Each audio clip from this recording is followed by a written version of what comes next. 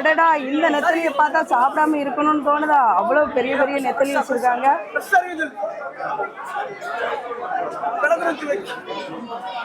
பெரிய பெரிய இறால் வச்சிருக்காங்க.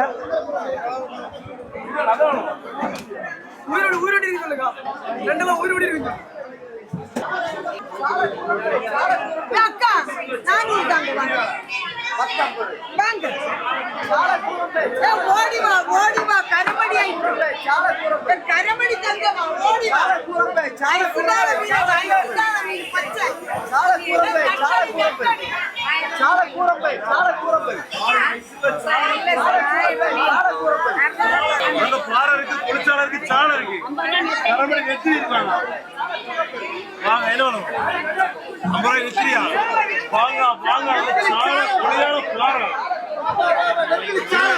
செழிக்க